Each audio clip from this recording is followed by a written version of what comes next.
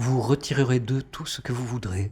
Il ne tiendra pas à eux que plus vous aurez puisé à cette source abondante, plus vous y puisez de nouveau.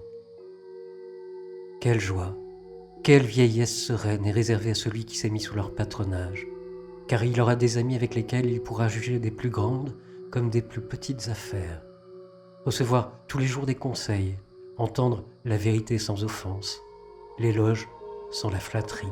Il pourra les prendre pour modèle. On dit souvent qu'il n'a été donné à personne de choisir ses parents. Le sort seul nous les donne. Il y a pourtant une naissance qui dépend de nous. Il existe des familles d'illustres génies. À laquelle voudrez-vous appartenir? Vous y serez adoptés, et non seulement leur nom, mais leurs richesses seront les vôtres. Et pour les conserver, ni avarice, ni sordide économie nécessaire. Elles augmenteront d'autant plus que vous en ferez part à plus de monde.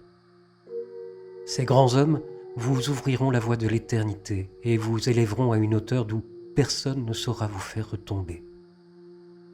Tel est l'unique moyen de prolonger une vie mortelle, et plus, de l'échanger contre une immortelle. Honneur, monument, tout ce que l'ambition obtient par décret ou qui se construit de ses propres mains s'écroule bien vite.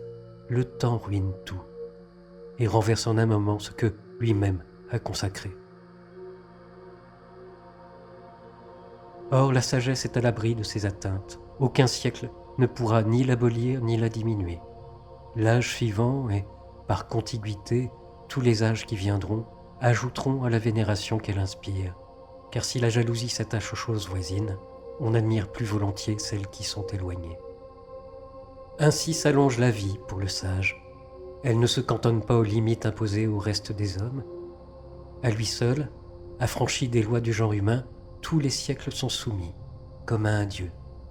Il est maître par le souvenir du temps passé, le présent, il sait en jouir, et l'avenir, il le possède d'avance. Sa vie est longue car, en un point du temps, il concentre tous les temps.